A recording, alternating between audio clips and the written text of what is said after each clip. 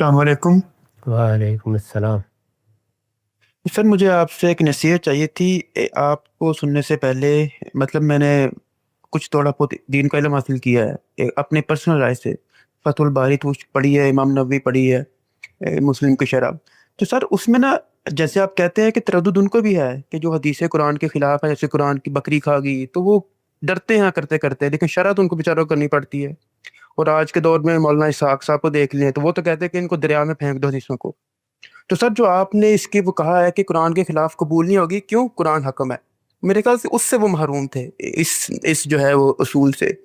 تو سر آپ کے اس اصول کو سمجھ لینے کے بعد ایک اسٹوڈنٹ اب آگے کیسے بڑھے، آپ کی اس فکر کو آگے کیسے لے کے چلے، اس میں کیا نصیحت کریں گے آپ؟ اگر تو وہ ایک عامی ہے، کیونکہ طالب علم کا لفظ تو ہر شخص کے لیے بولا جا سکتا ہے، تو میں نے بارہا یہ بتایا ہے کہ اس کے لیے جو چیز ضروری ہے وہ یہ ہے کہ وہ اللہ کی کتاب قرآن مجید کو پڑھے، قرآن مجید کو سنیں، قرآن مجید کو اپنی زندگی کا معمول بنائے۔ دین پورا کا پورا بے کم و کاست قرآن مجید میں بیان ہو گیا ہے، لہٰذا کسی اور جانب دیکھنے کی ضرورت ہی پیش نہیں آتی۔ قرآن مجید دین بھی بتائے گا، انسان کا نسب العین بھی متعین کرے گا، اس دین کے حقائق کے لیے استدلال بھی بیان کرے گا، اور انسانی نفس کو بھی بار بار متوجہ کرے گا، جس کو قرآن خود انذار کہتا ہے، وہ خبردار کرنے کی کتاب ہے۔ تو اس کو پڑھیے۔ سنت ہمارے لیے جاری ہے، اس میں تو کسی تحقیق کی بھی ضرورت نہیں ہوتی، اس پر عمل پیرا ہو جائیے۔ جہاں تک حدیثوں کا، روایتوں کا تعلق ہے، یہ رسالت مآب صلی اللہ علیہ وسلم کی تاریخ ہے۔ یعنی آپ دنیا میں رہے 23 سال کم و بیش آپ نے کار نبوت انجام دیا، اس میں باتیں بھی کیں، سوالوں کا جواب بھی دیا، چنانچہ اس میں ہمارے لیے علم کی بڑی دولت ہے۔ تو اگر شوق ہو تو ضرور پڑھیے، لیکن یہ کوئی ایسی چیز نہیں ہے کہ جو آسمان سے الہام ہوئی ہے، اس کی کوئی ذمہ داری رسول اللہ پر عائد بھی نہیں ہوتی۔ لوگوں نے بیان کیا ہے، اس میں غلطیاں بھی ہوئی ہیں، اور ایسی چیزیں بھی درائی ہیں جو قابل رد ہیں، اس میں کوئی شک نہیں ہے۔ تاہم ایک بڑا ذخیرہ علم کا اور دین کی بصیرت کا بھی ہے۔ تو یہ عام آدمی کے لیے تو کوئی ضروری نہیں ہے، لیکن اگر آپ دین کے عالم بننا چاہتے ہیں تو پھر اس سے بھی اعتناء برتنا ہوگا۔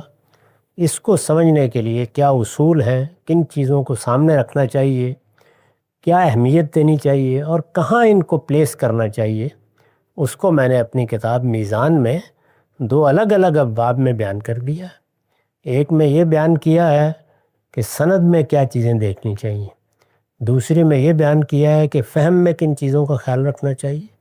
تو بس ان کو سامنے رکھ کر آپ ہمارے طریقے پر ان کو سمجھ سکتے ہیں، اور ہمارے طریقے پر اس میں کوئی مشکل اس لیے پیش نہیں آتی کہ دین تو قرآن و سنت میں پایا تکمیل کو پہنچ گیا۔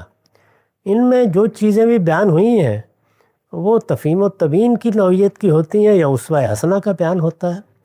یہ اگر میسر ہے تو بڑی نعمت ہے، نہ ہو تو دین میں کوئی کمی نہیں ہوتی۔ استاد، حدیث کو قرآن کے فریم میں رکھنے کے بارے میں بتا دیں کہ یہ عمل کیسے کیا جاتا ہے؟ شکریہ۔ حدیث کو پڑھا جاتا ہے، اس میں آخر کوئی بات بیان ہوگی تو یہ دیکھا جاتا ہے کہ وہ کیا بات ہے۔ حدیث چونکہ رسالت مآب صلی اللہ علیہ وسلم کے زمانے کی تاریخ ہے، تو اس میں ہو سکتا ہے کہ کوئی واقعہ بیان ہوا ہو، اس میں مثال کے طور پر بدر و احد کے حالات بیان ہوئے ہوں، اس میں رسول اللہ صلی اللہ علیہ وسلم کی مکی زندگی کے کوئی واقعات زیر بحث ہوں۔ وہ کیا بات ہے جو وہاں بیان کی گئی ہے؟ سیرت کی کوئی بات ہے، سوانے کی کوئی بات ہے؟ تو سیرت و سوانے کے معاملات میں تو ظاہر ہے کہ تاریخی پہلو سے نقد و نظر ہوتا ہے، بات معقول ہے، قابل قبول ہے تو قبول کر لی جاتی ہے۔ اگر کوئی دین کی بات اس میں بیان ہوئی ہے تو یہ دیکھا جائے گا کہ وہ کیا بات ہے۔ اس میں قرآن مجید میں اگر وہ معاملہ بیان ہو گیا ہے تو یہ بات طے ہے کہ کوئی چیز قرآن کے مقرر کردہ دائرے سے باہر نہیں ہو سکتی، لہٰذا قرآن مجید سے وہ دائرہ پہلے سمجھا جائے گا، پھر وہ دائرہ عقلی لحاظ سے متعین کر لیا جائے گا۔ اب دیکھا جائے گا کہ اس حدیث میں جو بات بیان کی گئی ہے کیا وہ اسی دائرے کے اندر کی بات ہے؟ اگر اندر کی بات ہے تو یا قرآن مجید کی ہدایت کے لسانی مضمرات میں سے کوئی چیز ہوگی یا عقلی مضمرات میں سے کوئی چیز ہوگی، اس کو سر آنکھوں پہ رکھنا چاہیے، بڑی رہنمائی حاصل ہو گئی۔ لیکن وہ اگر اس دائرے کی چیز نہیں ہے تو پھر اس میں توقف کیا جائے گا اور غور کیا جائے گا، اس کو رسول اللہ کی نسبت سے اب آسانی کے ساتھ پیش نہیں کیا جا سکتا۔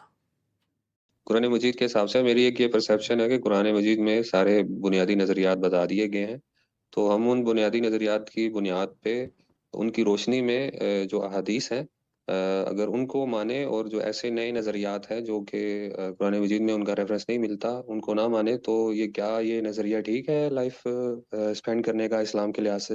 شکریہ۔ عام آدمی اپنے آپ کو اس مصیبت میں مبتلا کیوں کرے؟ قرآن مجید کا سادہ ترجمہ پڑھیے، اور اب بہت اچھے ترجمے موجود ہیں، جس صاحب علم پر آپ کو اعتماد ہے اس کا ترجمہ پڑھیے۔